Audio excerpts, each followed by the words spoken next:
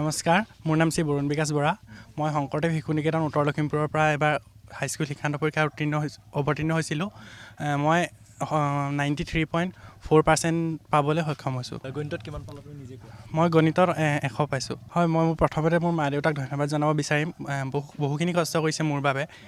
এনেকুৱা এটা অৱস্থাৰ পৰা মোৰ এনেকুৱা এখন ব্যক্তিগত খণ্ড বিদ্যালয়ত পঢ়াইছে, বহুত যথেষ্ট কষ্ট কৰিছে।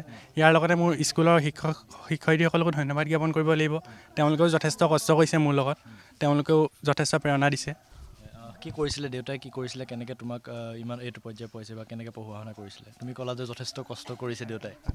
হয়, আমাৰ ক'বলৈ গ'লে আমাৰ গৰু আছে, জাৰ্চি গৰু। সেই গৰু ব্যৱসায়ৰ পৰাই বহু কষ্টৰে মোক পঢ়াইছিলে। হয়, যথেষ্ট কষ্ট হয় ইয়াৰ মাজত। আজি সুখী নে তুমি? যথেষ্ট সুখী, মা দেউতাক গৌৰৱ অনুভৱ কৰিব পাৰিছোঁ। পঢ়া শুনা কেনেকৈ কৰিছিলে? পঢ়া শুনা মোৰ তেনেকৈ টাইম টেবুল নাছিলে। মই যেতিয়াই পাৰোঁ তেতিয়াই পঢ়িছিলোঁ। সপোন কি হয় তোমাৰ? সপোন ভৱিষ্যতে এজন ডক্তৰ হোৱাৰ সপোন দেখিছোঁ। উঠি অহা প্ৰজন্মক বা ভাইটি ভণ্টিসকলক তুমি কিবা ক'ব বিচাৰিবা নেকি? হয়, মাক দেউতাকৰ কষ্টখিনি চাই ভালদৰে পঢ়া শুনা কৰিব লাগে।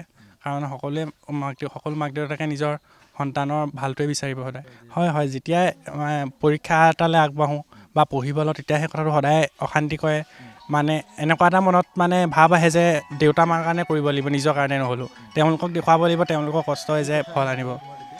যে ইমান কষ্ট কৰিছে, তাত পঢ়াইছে, নিজে ভাল কাপোৰ নলয়, একো নকৰে, মোৰ কাৰণে চব খৰচ কৰে, যি বিচাৰোঁ তাকে আনি দিয়ে। সেইখিনি কথা মনত পৰে আৰু। মই বহুতেই সুখী। আশা কৰা ধৰণে পুত্ৰই ফলাফল দিছে, তাৰ বাবে সুখী। আৰু সেই অনুপাতে মই যথেষ্টখিনি কষ্টও কৰিছিলোঁ। এজন অভিভাৱক হিচাপে, দেউতাক হিচাপে যিখিনি কৰণীয় সকলোখিনি কৰিবলৈ চেষ্টা কৰিছিলোঁ, যিমানখিনি পাৰোঁ দিছিলোঁ। অভাৱ অনুভৱ হ'বলৈ তেনেকৈ দিয়া নাছিলোঁ।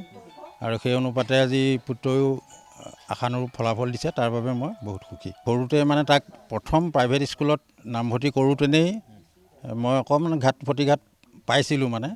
তাৰ বাবে মনত মই এটা জেদ লৈ লৈছিলোঁ। আৰু মই মানুহটো সৰুৰ পৰা বহুত জেদী। মই যিটো মনতে ভাবিম কৰিম বুলি, সেইটো মই যিকোনো প্ৰকাৰে মই কৰিবলৈ চেষ্টা কৰোঁ। আৰু সেইকাৰণে তেতিয়াৰ পৰাই মই মনত এটা স্পীড লৈ লৈছিলোঁ যে মই নামভৰ্তিকৰণৰ ক্ষেত্ৰত যিখিনি অসুবিধা পাইছিলোঁ, ৰাইজক দেখুৱাম যে মই কৰিব পাৰোঁ। যদিও আৰ্থিকভাৱে মই ইমান স্বাৱলম্বী নহয়, সাধাৰণ গাই গৰু দুজনী পুহি তাৰ পৰা উপাৰ্জিত পইচাই ঘৰ চলোৱাৰ লগতে ল'ৰাৰ পঢ়া শুনাৰ খৰচো কৰিবলগীয়া হৈছিল। বহুতখিনি প্ৰত্যাহ্বানৰ সন্মুখীন হৈছিলোঁ। যদিও হয়তো ভগৱানেও অকণমান দয়া কৰিলে, যাৰ ফলত আজি বিগত 12টা বছৰে প্ৰাইভেট স্কুলত পঢ়ুৱাই আজি এনেকুৱা এটা সাফল্য দেখিবলৈ পালোঁ। তাৰ বাবে বহু ভগৱানকো ধন্যবাদ জনাইছোঁ, ইমানখিনি মোক সহায় কৰাৰ বাবে। পুত্ৰৰ এজন চিকিৎসক হোৱাৰ সপোন, সেই আপুনি কেনেকৈ আগুৱাই নিব তাক? সেইখিনি ভগৱানৰ সহায় লাগিব, নিজেও অকণমান কষ্ট কৰিব লাগিব। আগৰ যিখিনি কষ্ট কৰিছিলোঁ বৰ্তমানলৈকে আৰু অলপ বেছি কষ্ট কৰিব লাগিব। কাৰণ কেলৈ এইটো লাইনত যাবলৈ হ'লে অলপ টকা পইচা অলপ বেছি প্ৰয়োজন হ'ব। গতিকে ভাবিছোঁ মনতে হেৰি কৰিম বুলি, প্ৰভু ভগৱন্তৰ আশীৰ্বাদ লৈ আগবাঢ়ি যাম বুলি ভাবিছোঁ। আৰু মোৰ পুত্ৰৰ ৰিজাল্টৰ কাৰণে মোৰ সুখী। মই ইমানতে তাক ধন্যবাদ দিছোঁ। হয়, তাৰ লগত মই প্ৰতি মুহূৰ্ততে থাকোঁ। পঢ়িবলৈ মন নকৰিলেও ব'লা মই বহি দিম, আৰু যি টাইমতে উঠে মই লগত বহি থাকোঁ, খাবলৈ যোগাৰ দিওঁ। প্ৰতি মুহূৰ্তত মই থাকোঁৱেই। সি যিমান টোপনি ক্ষতি কৰে, ময়ো লগতে সমান টোপনি ক্ষতি কৰি থাকোঁ। বা দিনৰ চোৱাটো নপঢ়িবলৈ মন নকৰিলেও পঢ়া মই থাকিম ঘৰতে। তাৰ মাজতে মই তাঁতত বৈও অলপমান আগবাঢ়ি থাকোঁ, তাঁত বৈ থাকোঁ। বহুত কষ্ট কৰিলোঁ 9, 10 দুবছৰ, অকণমান সাফল্য হওক বুলিয়ে। আৰু তাৰ ফল আজি দিয়াৰ কাৰণে মই বহুত আনন্দিত, বহুত সুখী। আজি বৰ আনন্দ পাইছোঁ। মই জীয়াই থকা অৱস্থাত মোৰ নাতি এনেকুৱা ৰিজাল্ট কৰাত মই খুব আনন্দ লাগিছে। আশীৰ্বাদ দি আছোঁ, সদায় দি আছোঁ। মন ভাল লাগিছে আমাৰ। ল'ৰাটো পৰিয়ালৰ ভিতৰত ল'ৰাটোৱে ভালকৈ ৰিজাল্ট কৰিছে। বাপেক মাকে কষ্ট কৰিলে, কষ্ট কৰা সফলটো হ'ল আৰু ল'ৰা ভাল পাইছে আৰু আনন্দ পাইছে।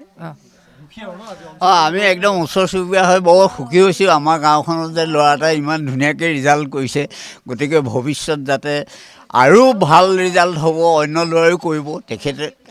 তেখেতক আমি ধন্যবাদ দিছোঁ আৰু ভগৱানৰ ওচৰত প্ৰাৰ্থনা জনাইছোঁ। পৰিয়ালৰ প্ৰথম পৰিয়াল মানে আমাৰ গাঁওখনৰ ভিতৰত প্ৰথম, অঞ্চলটোৰ ভিতৰত প্ৰথম। বহুত সুখী আমি, বহুত সুখী, বহুত ভাল লাগিছে একদম। গোটেইখন আমাৰ পৰিয়ালৰ গোটেইখনৰ গৌৰৱ আজি। ভাবিও আছিলোঁ বাৰু। এই বিৰাট আশীৰ্বাদ আৰু ভাবিব নোৱাৰা, একেবাৰে সুখী। মই আজি ৰাতি টোপনি অহা নাইকিয়া, একেবাৰে অঞ্চলটোলৈ গৌৰৱ আৰু এনেকুৱা হোৱাও নাইকিয়া। আমাৰ এইটো অঞ্চলত শুনা নাই, অহাৰ পৰা বুঢ়ী হ'লোহি আৰু এনেকুৱা ৰিজাল্ট শুনা নাই। এইবাৰ একেবাৰে নাম জ্বলাই দিলোঁ ল'ৰাই।